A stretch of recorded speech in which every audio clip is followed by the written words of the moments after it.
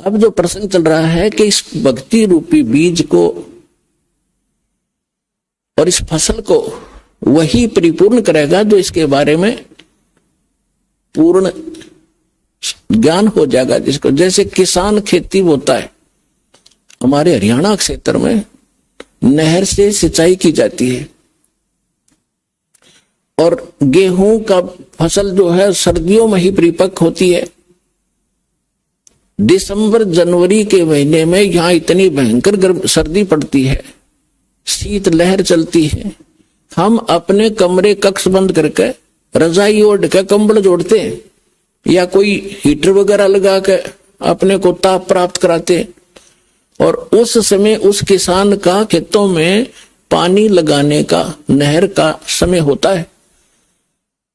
अब उस सर्दी को देखे कोई बाहर ना निकले, पड़ोस के दूसरे घर में भी जाना हो तो इन्हों सोचा सुबह जाऊंगा, अब तो बहुत ठंड है बाहर, आलस कर जाएगा। लेकिन वो किसान आलस नहीं करता। इतनी काली पीली रात होती है, ऊपर से सर्दी गिर रही होती है, भयंकर तेज हवा चल रही होती है, और वो खेत में पहुंच जाता कस्सी लेकर, और जो कंबल वगैरह छोटा मोटा ले रखा उसको भी रख देता है एक तरफ। उस समय जब वो पानी लगाने लगता है और घुटनों पानी में खड़ा हो जाता है और ऊपर से शीत लहर चल रही होती है, तो वो अपने उस मार्ग का, उस फसल को परिपक्व करने का पूर्ण मास्टर है। उसको ये मालूम है जब मैं आज आलस कर गया और सर्दी से डर के कमरे में बैठा रहा, पानी का समय निकल जाएगा, मेरी फसल सूख जाएगी, मेरे बच्चे भूखे मरेंगे और मैं निर्धन हो जाऊंगा। इसलिए वो सिर धड़की बाजी लाकर चाहे सांप काटो, चाहे कांटे लागो और चाहे नमुनिया हो, उस काम ने करके छोड़ेगा और सफल भी होगा। फिर खेत में काट के लाओगा भर के गाड़ी। तो पुण्यात्माओं, आप जिस समय इस मार्ग के ऐसे मास्टर बन जाओगे, उस समय आप देखना ये संघर्ष करोगे ही करोगे, चाहे कितना ही दुख हो।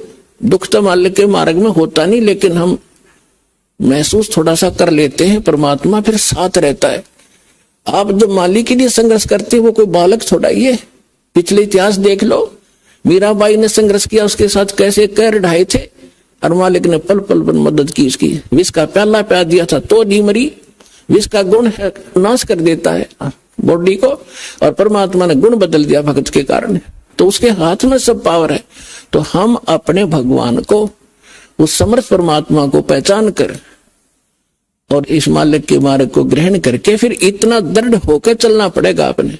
फिर सफलता देखियो, फिर इसका फल देखना, यहां भी सुख होगे और सतलोक में जाओगे सीधे जहाज में बैठ के।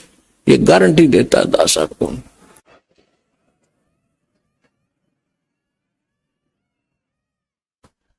अब इसको सफल करने का तरीका, एक यज्ञ है धर्म की, दूजी यज्ञ है ध्यान, तीजी यज्ञ हवन की और चौथी यज्ञ परिणाम। यज्ञ पांचवी ज्ञान है। ये पांचों यज्ञ आपसे यहां कराई जाती है। आप घर पे तो करते ही करते हो, लेकिन यहाँ एक विशेष डोज दी जाती है। जैसे हम ज्यादा सीरियस हो जाता है रोगी, तो डॉक्टर सबसे पहले जाते ही उसको ग्लूकोज वगैरह, ऑक्सीजन वगैरह लगाता है, एडमिट करता है कुछ समय के लिए। अब जो दास बता रहा था कि जो खेत में बीज बो दिया, बीज तो समझो ये मंत्र है, प्रथम, सेकंड और थर्ड, तीसरा सार नाम, और ये खाद और पानी है, ये पांचों यज्ञ। तो बुद्धिमान को संकेत बतेरा होता है कि किसान को मालूम है बीज बोन देने तो काम नहीं चलेगा, उसमें खाद भी डालना पड़ेगा। यदि आपके पास पैसा नहीं है ना किसान के पास, तो किसी तो उधारे लेगा या कितना ब्याज पे लेगा और उस खेत में खाद पानी प्रॉपर डालेगा। उसको मालूम है कि फ्री फल गया तो आप पे कर्ज उतर जाएगा। तो इसी तरह आप जी ने इस भक्ति रूपी फसल को परिपक्व करने के लिए ये करना पड़ेगा दान धर्म। एक यज्ञ है धर्म की। अब धर्म जैसे आप यहां आते हो, या कोई रोटी खाने नहीं आता कोई, या परमात्मा के लिए आते हैं, अपने संकट के निवारण के लिए आते हैं, अपनी आत्मा के कल्याण के लिए आते हैं। तो यहां वो भक्त आते हैं। कौन भक्त? जो परमात्मा के घने लाडले होते। ठीक है, बच्चा मेले में बाप की उंगली छुटा गया और कितने धक्के खाता फिर रहा इधर उधर, तो बाप को वो कितना प्यारा होता है जब वो वापस आ जा। माता पिता को कितना अच्छा लगता है जब वापस मिल जा, और कोई मिला दे उसका भी एहसान मानता है। तो आज हम सभी अपने पिता की उंगली छुटवा कर इस काल के मेले में बिछुड़ गए, और हम रोते फिरते उस अपने पिता ने ढूंढ रहे हैं। वो पिता जब तक नहीं मिलेगा हमें संतोष नहीं हो सकता। चाहे दूसरे छोटा मोटा राहत हमें देकर रोना बंद करवा भी दियो, लेकिन वो माता पिता की कसक न्यारी रहे तो वह आज तक है हमारे। तो इस प्रकार जब आप यहां जो आ रहे हो वो बिछड़े हुए हो उस परम पिता के, जो 600 वर्ष पहले आया था। उस समय आप उंगली छुटा गए थे और अब तक भटक रहे उसको ढूंढते हुए। अब दया करी है दास के ऊपर, पहचान बताई है कि अपना पिता ये है, ये लक्षण है उसके। आप इस काल को पिता समझ रहे हो तो स्वार्थी है। तुम्हें होटल पे नौकर रखा हुआ है 2 रोटी के लिए, ये तुम्हारा पिता नहीं है, सुखी नहीं दे सकता होटल का मालिक। अगर वहां कोई नौकर है तो आप इस होटल के मालिक के नौकर हो, 2 रोटी के लिए मूर्ख बना रखा है तुम्हारे को, अपने स्वार्थ सिद्धि के लिए। तो अब ये ज्ञान आपको कराया गया है कि ये है आपका पिता, ये देगा आपको सारा सुख, आपकी संपत्ति का हिस्सा देगा, ठाठ से रहोगे, धनी है ये। आप एक कंगाल के नौकर थे इस काल के। तो अब जितने भी भक्त आत्मा यहां आ रहे हैं और जो इनको माध्यम बनता है अपने पिता का घर बताने के लिए, उसका भी एहसान परमात्मा उसको भी इतना ही क्रेडिट देता है। अब यहां तक बताया है परमेश्वर ने अपनी वाणी में कि एक जीव को उस काल के खेमे तय, काल के ग्रुप से निकाल कर और परमात्मा से जोड़ देगा, बता देगा रास्ता ठीक। उसको इतना पुण्य होगा जैसे करोड़ गायें हत्थे में कटती हुई बचा दी हो, इतना पुण्य मिलेगा उस प्राणी को जो यहां तक का रास्ता बता देता है। और यहां आ जाता उसका तो कहना है कि कितना फल मिलेगा। अब जैसे एक प्राणी यहां ना आता, फिर अगले जन्म में गधा बनेगा, कुत्ता बनेगा, बकरा बनेगा, मुर्गा बनेगा, कितनी दुर्गति होगी। और उसका वो कहर टलवा दिया उस प्यारी आत्मा ने, समझदार ने, और अपने पिता के घर छोड़ दिया। अब उसके वो सारे कहर टल गए और उसको क्रेडिट मिला।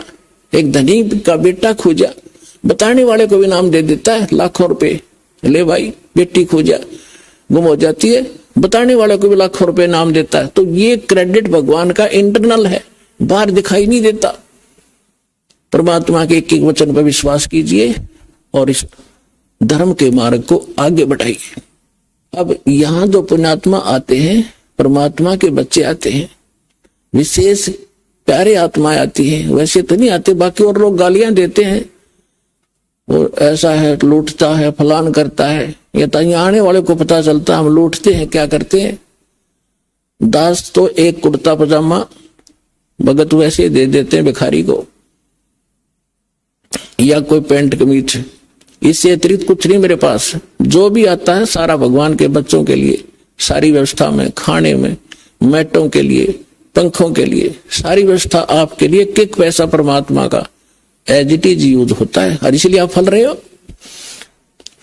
अगर इसमें से एक नया पैसा भी खराब कर दिया जाए, मालिक साथ नहीं देगा आपको भी। इसके लिए थोड़ा सा एक कथा सुनाता हूं। एक नरसी नाम के भगत थे। पहले वो सेठ थे, माया में अंधे हो गए थे। परमात्मा ने रजा बख्शी उसके ऊपर, उसकी आंखें खोली। कोई पुत्र नहीं था, एक बेटी थी, उसका ब्याह कर दिया था। और संपत्ति इतनी थी, 56 करोड़ संपत्ति उसके पास थी। 56 करोड़ उस समय, आज तो मेरा ख्याल अरबों खरबों होगी वो। और कोई वारिस नहीं, और फिर भी इतना कंजूस। परमात्मा ने दया करी उसके साथ। एक लीला की वो लंबी कहानी है, लेकिन जो विषय आज है उस पर उतना ही सुनाऊंगा। उसको ऐसा झटका दिया कि उसके समझ में आ गई कि अब माया मेरी दुश्मन है। और माया इकट्ठी वैसे नहीं होती पुण्यात्मा हो, अटबट करके जीव मनुष्य इकट्ठा करता है। उसको मालूम था ब्याज ले लेकर पता नहीं दुनिया को कितना धोखा दे के 2 के 20 बना के, अनपढ़ आदमी थे, ले गया 100 रुपये लिख दिए, 1000 पिता पर उतरे नहीं तो बेटे ने उतारने पड़े हुए। इस तरह वो करोड़ों संपत्ति बनाए बैठा था। परमात्मा ने उसको आंखें खोली, ज्ञान दिया, एक झटका दिया, उसने सारी भंडारा में लगा दी, दान कर दी सारी, और एक जंगल में झोपड़ी डाल कर बैठ गए पति पत्नी दोनों। परमात्मा ने ऐसा ज्ञान दिया, भजन कर माला फेर, इस माया के कुछ पट रहा है, कल तेरी मृत्यु हो जाएगी, तेरे ये वारिस है चेता हुआ कि ये बरतेंगे, तू गधा बनेगा, क्या फायदा इसका। तो कहने का भाव है, उसका बात समझ में आ गई, सारे भंडारा करके और मालिक पे आश्रित होकर बैठ गया।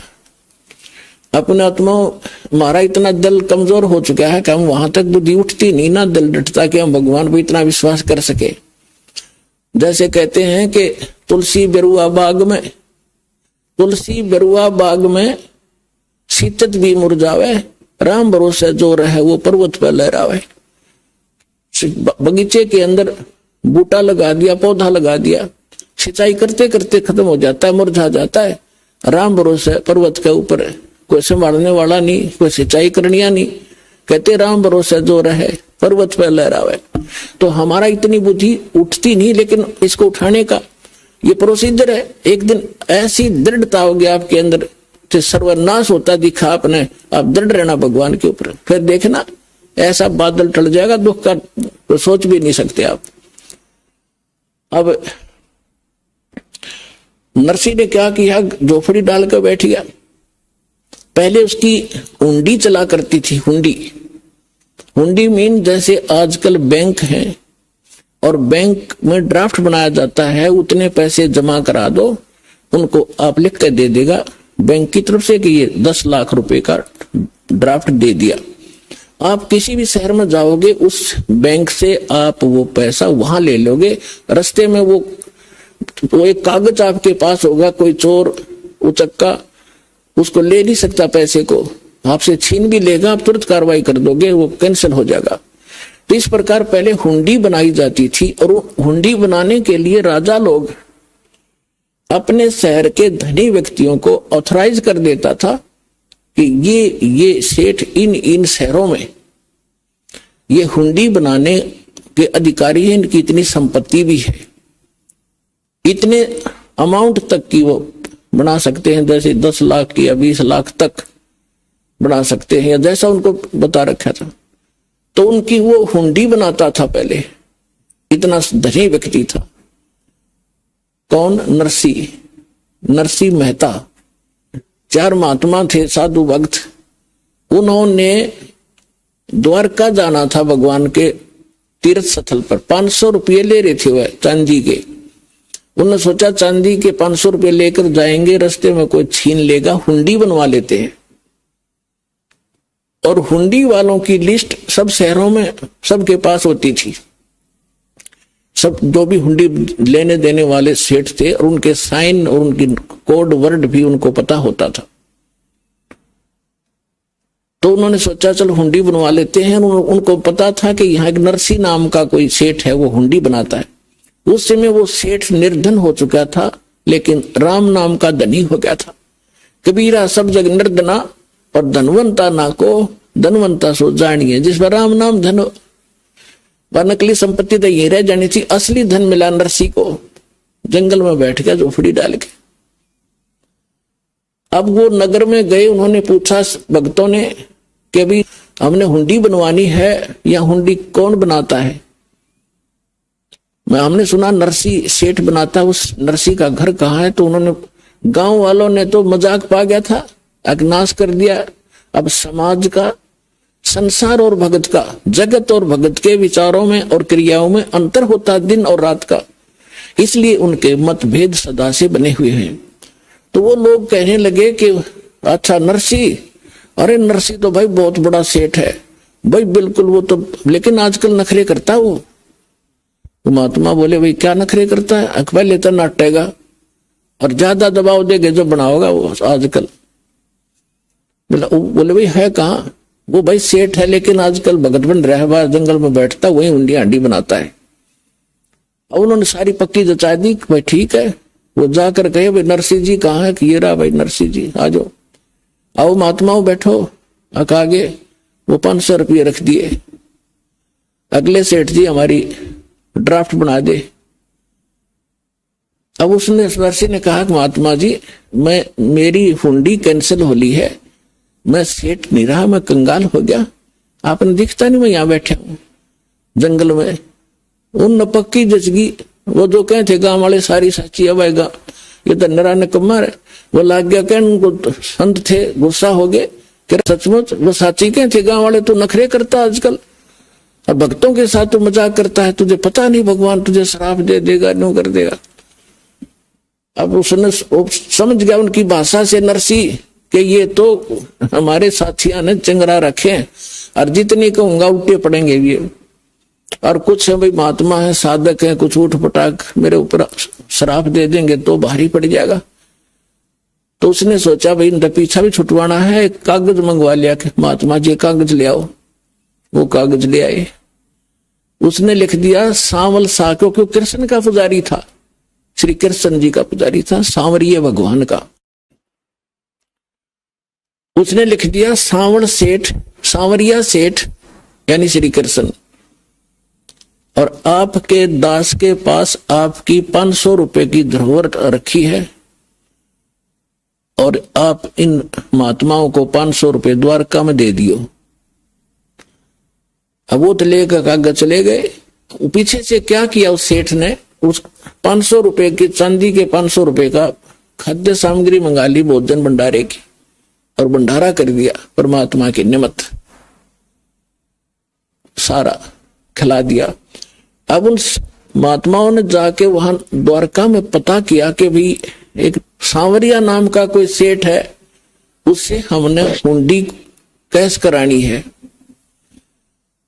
अब आम व्यक्ति ने बता दिया कि इससे पूछ लो, ये सेठ है जिसकी हुंडी चलती है। सामने गए उसके पास, उसने वो कागज देखा, तब उस सेठ ने, द्वारका के सेठ ने कहा कि ये तो फेल हो रहा है, रिजेक्टेड हो गया, ये तो गवर्नमेंट की तरफ से तो कंगाल है, इसकी हुंडी नहीं चलती। महात्मा तुम तो ठग लिए उसने। वो महात्मा का गला नहीं उतरा कि वो तो साफ आदमी था, पहले नाट्य भी था, मैं बना नहीं सकता, और फिर बना दी। तो ये कहानी क्या है, उन्होंने सोची ये उससे ईर्षा करता होगा। दूसरा पूछा, तीसरा पूछा, जहां भी 5-7 की हुंडी चलती थी, सभी ने ये कहा कि तुम तो ठग लिए महात्मा, इसके नाम पर चवन्नी नहीं मिला तुम्हें, कितना घूम लो। अब उनको बड़ा दुख हुआ कि भाई, और ये भी नहीं उलाना भी नहीं दे सकते, नरसिंह में ठग लिया तो नट्टे था भाई। अब उनको ये भी मालूम था ऐसा भगत है तो पैसे नो के नो पाओगे हमारे सुरक्षित वहां पर, इसलिए वो बोले भाई देखो कुछ खावा पीवा हो, ये बात फलाने पड़ेंगे भक्ता का किसी का आगे, और बड़ी गलत बन गया। तो वो बैठ के एक तरफ जाकर अपना विचार विमर्श कर रहे थे। तब नरसिंह परमात्मा की दया से भक्तों की कुछ दृष्टि काम करने लग जाती है। नरसिंह जी ने देखा कि परमात्मा आए कि नहीं, उनको देने के लिए हुंडी कैश करी कि नहीं भगवान ने। उसने देखा महात्मा तो पश्चाताप कर रहे हैं, हुंडी मिली नहीं, उस कागज को साथ लिए बैठे हैं। तब उसने अपनी पत्नी से कहा, धर्मपत्नी से नरसिंह ने, कि जो सामान लाए थे हम 500 रुपए जो साधु दे गए थे, उसमें से कोई सामान बचा तो नहीं है। तो उसकी पत्नी ने बताया कि थोड़ा सा आटा बच रहा है, जो रोटी बनाने के लिए मैं प्रयोग करूं थी, सूखा आटा, पलोथन बोला हमारे यहाँ, पलोथन। तो उसके नरसिंह ने कहा कि आप इसकी रोटी बनाओ पानी के हाथ लगा लगा के। उसने उसके बचे हुए आटे की 4 रोटी बनी। अब 4 रोटी बनाकर थाली बाहर निकला था, को साधु संत मिल जा रहा चलता, उसने खिला दूं। इतने में परमात्मा पहुंच गए एक साधु रूप बना के, और नरसिंह घर झोपड़ी से बाहर निकला, सामने महात्मा खड़े थे। नरसिंह ने कहा महात्मा जी भोजन खा लो, अगला भाई भूख लाग रही है। अब 4 रोटी उसको चारों की चारों रख दी, और रोटी खा के महात्मा जी चले गए। परमात्मा कहते सोचल छिदर मैं करूं अपने जन के काज। अब थोड़ी देर में देखा तो क्या हुआ कि परमात्मा पहुंच गए मारवाड़ी सेठ बनके, लंब इतना बड़ा साफा, कान में कलम, और काख में वो पैड बई और धोती जैसे राजस्थानी बांध अगर दो लांगड़ की, और वो पहुंच गए वहां पर मारवाड़ी सेठ बन के और कहने लगे महात्मा जी कैसे बैठे हो। उन्होंने देखा भाई में सेठ दिखाई दे, इसने भी दिखा दी वो कागज। कहने लगे महाराज जी के बताओ सेठ जी, हमारा गलत बूंदी बन गई, बहुत बुरा हो गया, हम ऐसे ऐसे वहां से आए हैं। एक नरसी नाम का सेठ था, अब उसने सारी बता दी, वो नाट्य भी था पर हमने जबरदस्ती कर दी, उनको घना तंग कर दिया। उसने यू कागज बना दिया एक सावल नाम के सेठ का नाम पर, यहाँ कोई सेठ है को नहीं, इतना तो हमें यकीन है कि पैसे हमारे सुरक्षित पाएंगे, लेकिन अब हमारा तो काम बिगड़ गया, यह गलती तो हमारी ही है, हमने उसके साथ जबरदस्ती की। और यहां पता चला कि सावल नाम का कोई सेठ है नहीं, ये नाम झूठा कैसे लिख दिया। तब वो कहने लगा, भगत झूठ बोला करें कदे। परमात्मा खड़े थे कि भगत कभी झूठ बोलते हैं, महात्मा तुमने ये कैसे कह दिया, मैं हूं सावल सा सेठ, न तुम्हारा कागज, आ जाओ मेरी दुकान पे, चलो पैसे दूंगा। अब वो चौराहे पे लाकर खड़ा कर लिया उस बाजार में, द्वारका के मेन बाजार में, चारों महात्मा, और कहा चद्दर बिछाओ यहां। वो चौराहे पर चद्दर बिछवाई भगवान ने, वो समर्थ परमात्मा ने। देखो पुण्यात्माओं, अब तो इस तत्व ज्ञान से आपकी आंखें कति रोशनी होगी आपके अंदर, हमारा मोतिया में ज्ञान का हमारा हट गया,